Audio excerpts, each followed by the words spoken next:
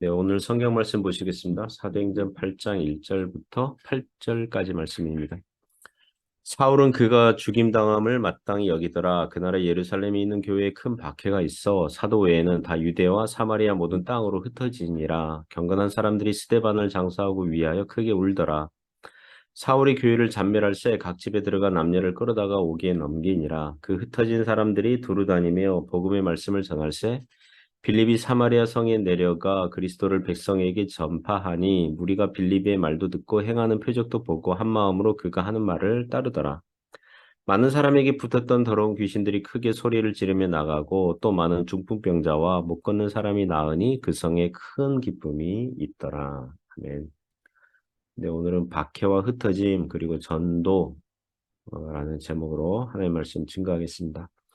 오늘 성경 본문은 스데반의 순교를 기점으로 예루살렘 교회에 큰 박해가 일어나자 많은 교인들이 유대와 사마리아 모든 땅으로 흩어졌고 그곳에서 새로이 전도하여 큰 열매를 맺는 사건을 다루고 있습니다. 몇 가지 교훈을 보도록 하겠습니다. 첫 번째 교훈은 순교와 박해는 기독교 부흥과 전파의 씨앗이 된다는 것입니다. 1절부터 3절이 말씀하고 있는데요. 1절 보면 사울은 스데반의 죽임당함을 마땅히 여겼다고 합니다. 사울은 스데반 죽일 때에 찬송표를 던졌고 돌을 던지는 증인들의 옷을 맡은 사실로 인해서 회심 후에 두고두고 후회하고 또 마음 아프게 여기는 사건이 됩니다. 사울 즉 바울이 복음을 몰랐을 때는 유대교에 대해서 여러 영갑자들보다 여러 동료들보다 더 열렬한 추종자였습니다. 그래서 사도행전 5장에 보면 사울의 스승 가말리엘이 나사렛 예수파를 방관하고 놔두면 그 출처가 하나님이 아니면 저절로 없어지지 않을까 하는 이런 일종의 타협주의 정책에 반기를 든 셈이죠. 사울에게 있어서 나사렛 예수파들은 유대교가 전통으로 여기고 있는 율법과 성전이 필요 없다고 하는 이단들이니까 이단 박멸을 해야 한다고 여긴 것입니다. 자기 종교가 이스라엘 땅에서 무시되고 있는데 가만 있을 수가 없었던 것입니다. 그날을 기점으로 예루살렘에 있는 교회에 큰 박해가 시작됩니다. 공회에서 정식 재판으로 스데반이 나사렛 예수파 이 스데반이 사형 판결을 받았으니까 이제 법적인 판례가 생긴 거잖아요. 그러니까 나사렛 예수파를 색출해서 재판에 세워서 예, 심지어는 죽일 수 있는 기회의 문이 열린 거죠. 그래서 사울을 비롯한 열정적인 유대주의자들이 교회를 박해하기 시작한 것입니다. 이에 1절을 보면 예루살렘 교회는 사도 외에는 다 유대와 사마리아 모든 땅으로 흩어졌다고 합니다. 여기서 사도 외에는 다 흩어졌다고 그래가지고 12명의 사도들 외에는 예루살렘에 믿는 자들은 이제부터 아무도 없다. 뭐 그런 식으로 여길 필요는 없습니다. 왜냐하면 예루살렘 교회는 여전히 존재하거든요. 사도행전 12장을 보면 안디옥에서 교회가 생기니까 예루살렘 교회에서 바나바를 파견했다고 그래요. 그러니까 예루살렘 교회에서 파견한 거예요.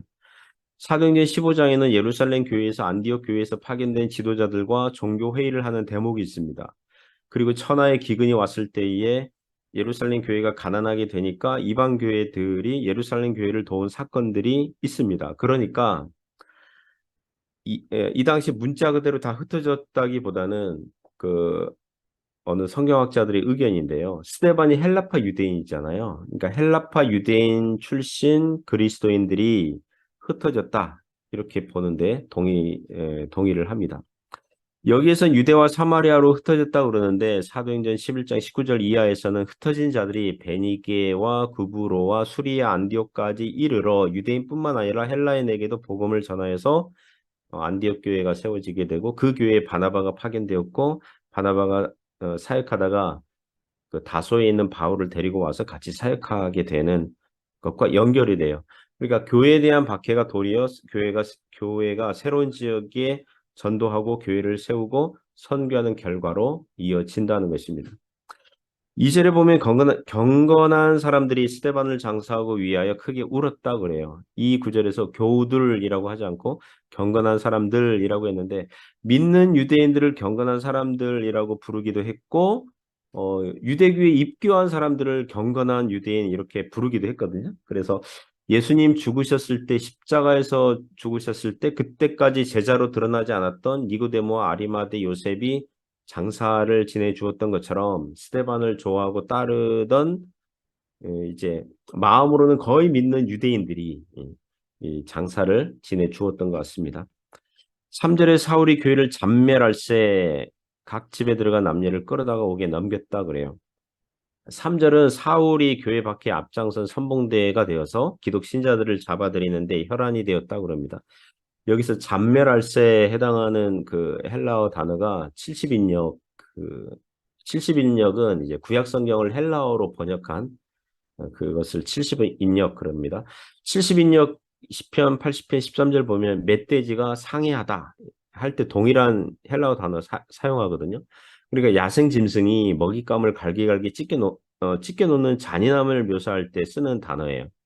그러니까 이 누가복음을 기록한 누가는 누가는 나중에 바울과 친구 동역자가 되는데 이 당시 그 믿지 않은 상태의 이 바울, 이 사울을 어떻게 묘사하고 있냐면 야생 그 짐승처럼 교회를 물어뜯으려고 교회를 갈기갈기 찢어 놓으려고 하는 그런 상태였다 이렇게 말을 하고 싶은 거죠.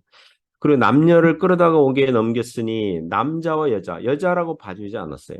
여자라고 봐주지 않고 다 이 옥에 넘기고 재판에 넘기려고 하는 거죠. 그러니까 기독교 신자들을 뭐 재판 없이 뭐 보는 족족 죽이거나 재산 몰수한 게 아니라 스데반처럼 재판 받아서 그 계속 나사렛 예수를 추종한다 그러면 사형 선고까지 이렇게 받아내려고 이제 감옥에 이제 일단은 집어넣는 거죠. 이걸 보면 악한 마귀는 교회를 박해하면 믿는 자들의 입을 막아 놓으면 된다고 여겼을 것입니다. 그리고 사울처럼 열성분자가 나와서 그런 일에 앞장서면 그 일을 수월하게 할 거라고 예상을 했을 거예요. 하지만 마귀는 어리석고 IQ가 높지 않습니다. 교회를 박해하면 죽음으로 위협하면 교회는 더욱 하나님을 의지하게 되고 또 다른 선교의 기회가 열린다는 것입니다. 1949년에 중국 내지 선교회, 지금은 OMF라는 선교단체로 이름을 바꿨습니다. 그 중국 내지 선교회는 허드슨 테일러가 이제 만들고 이제 중국이 공산화되기 전에 사역을 했는데 1949년에 이제 중국이 공산화되면서 그 소속 선교사들이 600여 명이 있었는데 중국을 떠나야 했죠. 그 중에서 400여 명의 선교사들이 동남아시아에 재배치가 되어서 동남아시아 선교로 확대가 된 거예요. 그리고 중국 안에서 그리스도인 숫자는 나중에 중국이 개방하고 보니 지금 우리가 눈으로 목도하는 것처럼 더욱 많은 그리스도인들이 생긴 것입니다. 가정교회를 박해하여 삼자교회를 만들었는데 지금은 가정교회도 여전히 많고 물론 많은 반대도 있지만 삼자교회도 많아졌어요. 복음적인 괜찮은 삼자교회들도 많거든요. 두 번째로 박해와 핍박은 새로운 선교지로 가게 한다는 것입니다. 4절부터 8절이 그런 교훈을 하고 있습니다. 4절을 보면 흩어진 사람들이 두루다니며 복음의 말씀을 전했다고 하고요. 5절 이하에는 그들 중에 빌립 집사님의 전도 활동을 소개하고 있습니다. 5절에 빌립이 사마리아 성에 내려가 그리스도를 백성에게 전파했다 그래요. 그러니까 사마리아 성에 내려갔다. 그 사마리아 지역이 어떤 곳입니까? 유대인들에게 어떤 곳입니까? BC 930년 그 이후부터는 솔로몬의 아들 그 르호보암 왕 때 북왕국 여로보암 왕국으로 이게 두 개로 나눠졌잖아요. 이게 북왕국 수도가 나중에 사마리아가 되거든요. BC 721년에 북왕국이 망하고 여러 나라로 흩어질 때 외국인들이 사마리아 지역에 와서 기존 유대인들과 통혼이 일어나고 혼합이 일어났어요. 그러니까 혈통상 순전한 유대인들, 정통적인 유대인들이 아니게 된 거죠. 남왕국이 바벨론에게 망하고 다시 포로 귀환하여 성전을 예루살렘에 짓고자 할 때에 사마리아 사람들도 와서 같이 짓자 이랬거든요. 그러나 포로 귀환한 유대인들이 거절해가지고 둘 사이가 더욱 멀어졌고 사마리아 사람들은 예루살렘 성전에 대항해서 경쟁적으로 그리심산에 사마리아 사람들만의 성전을 지어요. 그래서 둘 사이가 더욱 나빠졌죠. 그래서 예수님 당시는 그리고 그 마카비 혁명 그런 그 시대에 그 유대인들이 사마리아 성에 있는 그리심산에 있는 성전을 이제 부셔버립니다.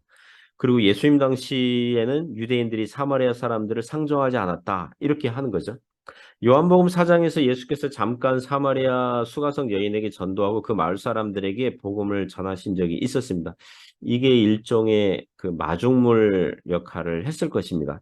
빌립이 내려간 마을은 구약시대의 세겜이라고 불리우는 그 도시이거나 또 그 근처 마을이었을 것입니다. 그곳에서 복음을 전하니 6절, 7절에 보면 무리가 빌립의 말도 듣고 행하는 표적도 보고 한 마음으로 그가 하는 말을 따랐고 많은 사람에게 붙었던 더러운 귀신들이 크게 소리를 지르며 나가고 또 많은 중풍병자와 못 걷는 사람이 나았다고 합니다. 빌립 집사님도 스데반처럼 베드로처럼 다른 사도들처럼 기적과 표적을 행했습니다. 빌립 집사는 맡은 일은 봉사직 집사직뿐인데 하는 일은 사도와 선지자 못지않은 순회 전도자와 같은 일을 한 거예요. 그러자 8절에 그 성에 사마리아 성에 사마리아 도시에 큰 기쁨이 있었다 그럽니다. 유대인들이 상종하기 싫어했던 사마리아 사람들도 복음을 듣고 큰 기쁨을 가지게 된 것입니다. 어떻게 그런 일이 생긴 것입니까? 어떻게 그런 일이 발생하게 된 것입니까? 예루살렘 교회의 박해와 핍박의 바람이 불어왔기 때문이죠. 그래서 교회를 향한 박해와 핍박은요, 부흥을 일으키는 씨앗, 부흥을 일으키는 바람의 역할을 한다는 것입니다.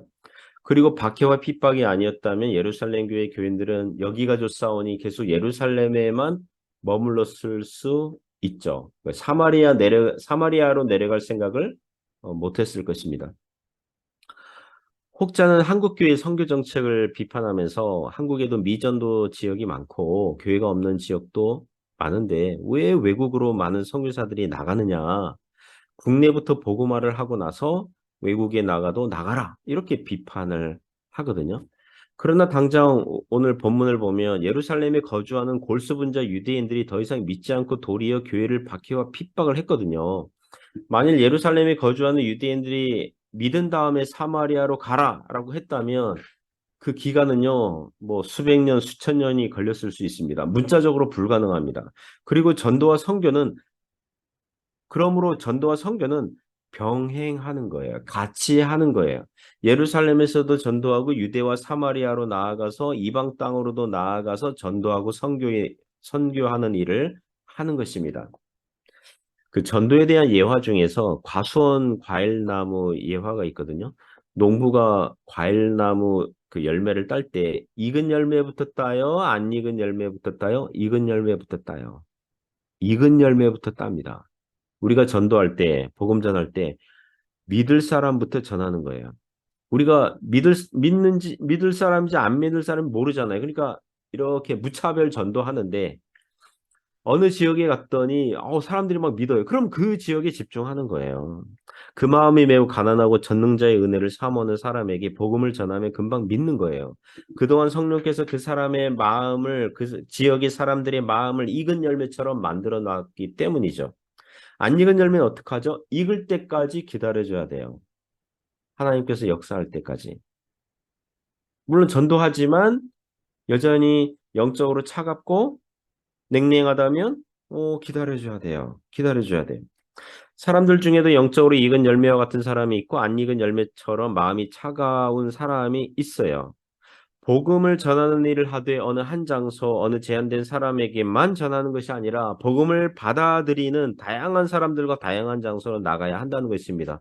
여러분 이것이 기독교 교회 역사의 선교 역사예요. 우리 교회가 그런 일에 조금이라도 보탬이 되고 하나의 미랄처럼 들어줄 수 있기를 주님의 이름으로 축복합니다.